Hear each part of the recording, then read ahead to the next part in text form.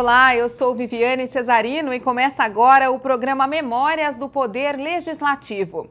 Você já sabe que o nosso programa foi pensado para resgatar o passado desta Casa de Leis e mostrar a contribuição de tudo o que já aconteceu aqui para a sociedade brasileira. Porque a gente entende que o resgate do trabalho realizado lá atrás fortalece a democracia de hoje.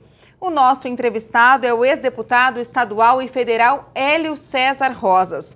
Na Assembleia, Hélio foi deputado por 3 mandatos, de 1975 a 1987. E na Câmara dos Deputados, em Brasília, ficou mais 12 anos, inclusive como coordenador da bancada federal paulista na Constituinte. Deputado, muito obrigada pela presença do senhor aqui no Memória. É um prazer entrevistá-lo. É uma honra para mim. São 24 anos divididos entre Assembleia e Câmara dos Deputados em Brasília. É muita história para o senhor contar para a gente, mas o senhor vai tentar, né? Pois não. O que o senhor começa contando para a gente dessa história? Primeiro, meus cumprimentos a você e aos telespectadores da Leste. Bem, os 24 anos que eu passei, tive a honra de exercer o mandato de deputado estadual por 12 anos nesta Assembleia e os 12 anos como constituinte e deputado federal lá em Brasília, foram um quarto de século maravilhoso.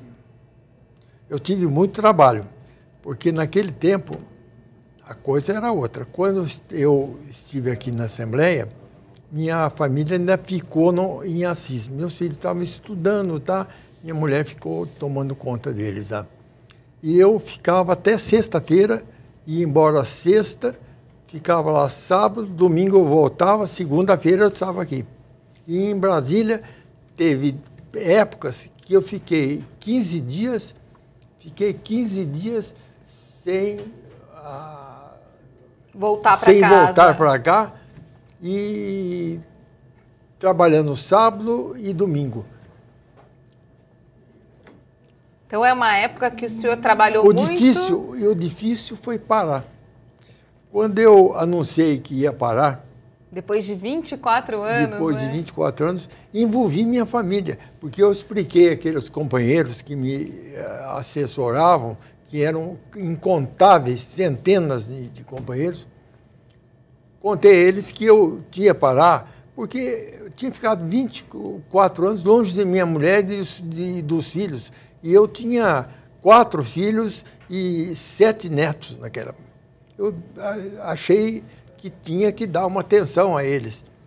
Mesmo assim, foi enorme o número de companheiros que imploraram para mim não parar. Tiveram alguns que chegaram a pedir, por amor de Deus, para mim não parar. Mas eu parei, eu tinha decidido e parei.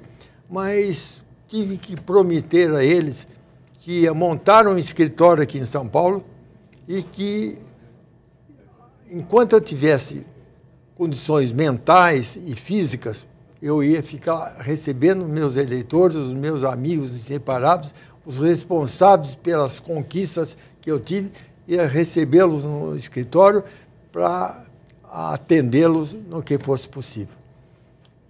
E o escritório está até hoje montado, é aqui em frente à Assembleia.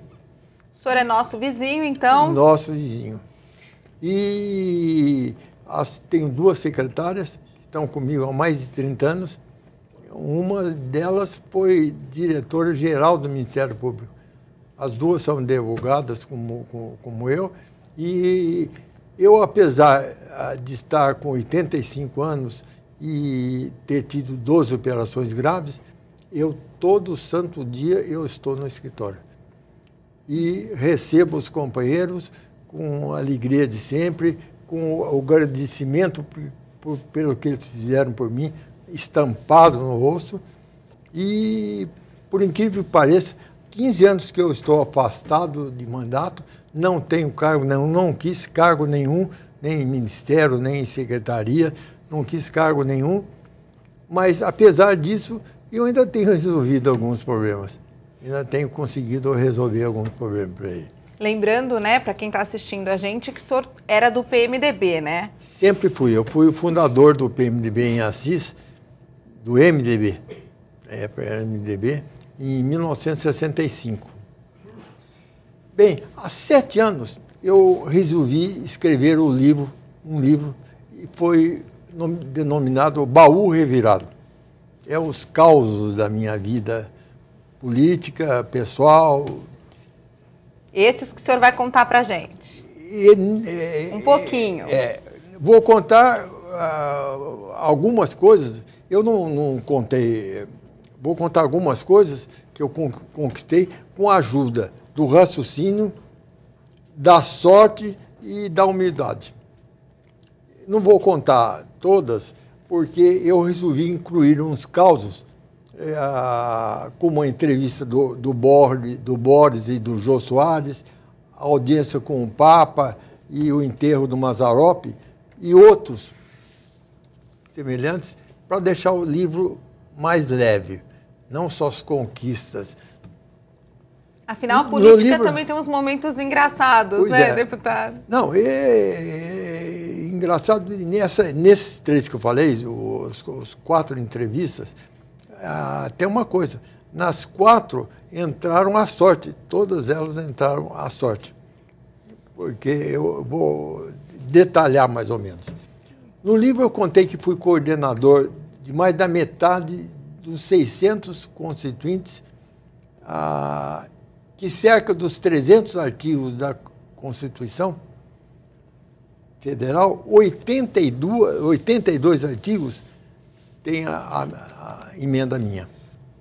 O senhor era o coordenador, né, da bancada de todos os deputados de São Paulo. Pois é, mas dos 600, tinha mais de 200 que tinham sido ex-governadores de Estado, tinham muitos, também mais de 200, que tinham mais de 30 anos de mandato, e eu consegui aprovar emendas em 82 artigos. No livro eu contei também que fui designado para chefiar uma comitiva em viagem oficial à ONU. Lá eu ocupei a tribuna e discursei para representantes do mundo todo. E também o presidente, a meu pedido, em razão de um outro pedido dos professores do Rio de Janeiro, que apareceram no meu gabinete, já indicado por outros deputados, pedindo para mim ir à China para arranjar um intercâmbio cultural entre a China, o Brasil e o Rio, para alunos da China virem fazer estágio no Rio e alunos do Rio fossem fazer estágio na China. Eu fui chefiando o grupo, fomos lá na cidade que tem as faculdades e consegui esse acordo. Eu acho que até hoje está funcionando. Né? E ainda aconteceu mais uma coisa. Lá no Ministério não, na Embaixada, eu fiquei sabendo que estava construindo a maior usina do mundo lá. E atualmente, naquela época, a maior era aqui do Brasil. E que quem estava construindo eram brasileiros. E que eles iam dispensar os brasileiros para pôr em chineses só. Eu procurei o pessoal, disse, olha, vocês vão fazer besteira.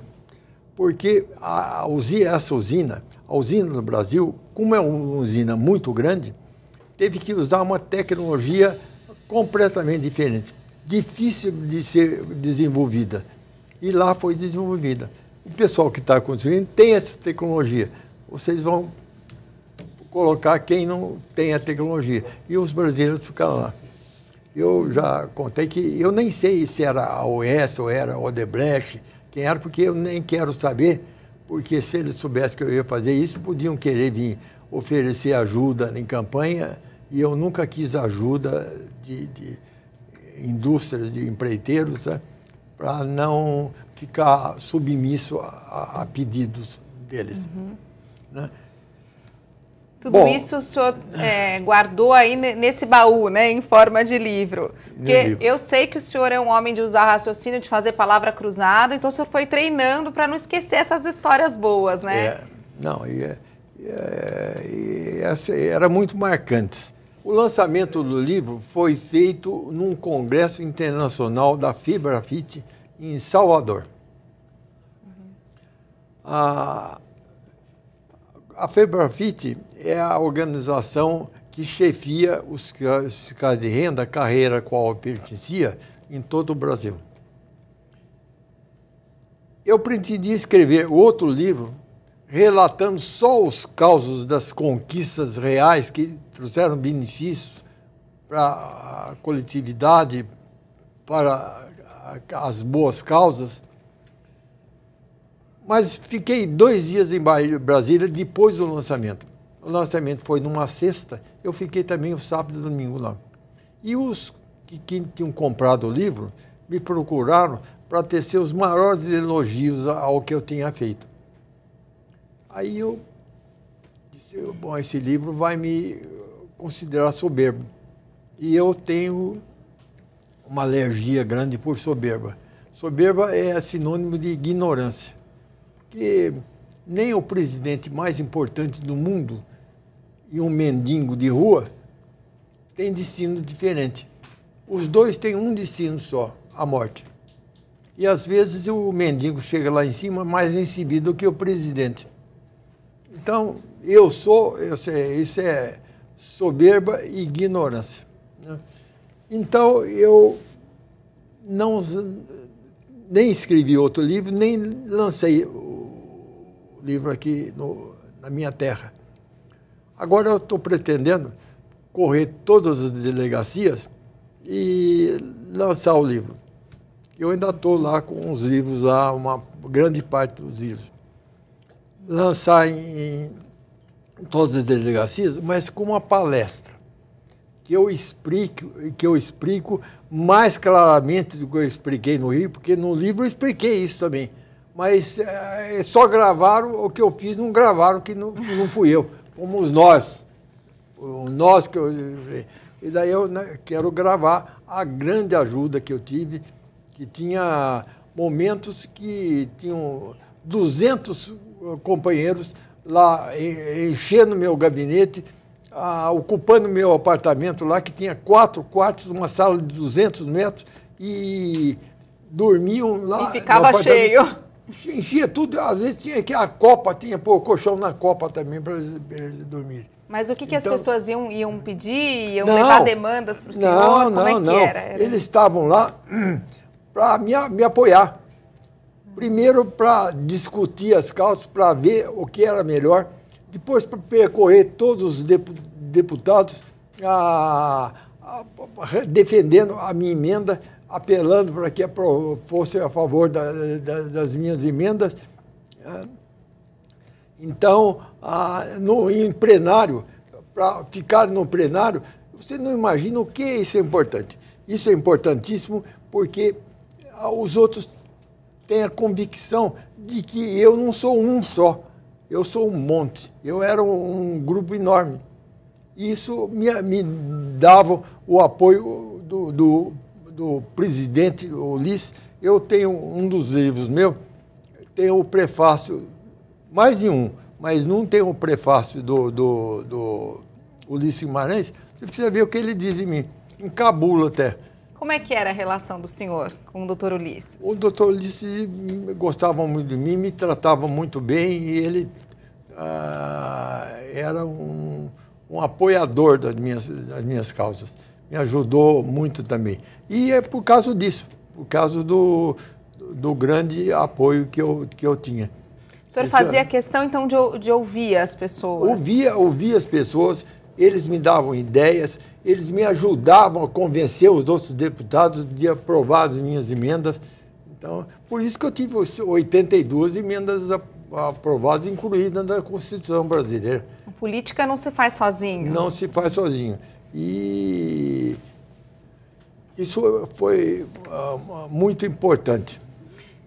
Deputado, vou chamar então o intervalo. Daqui a pouquinho a gente continua então contando mais esses causos do senhor. O Memórias volta daqui a pouquinho, não sai daí, até já.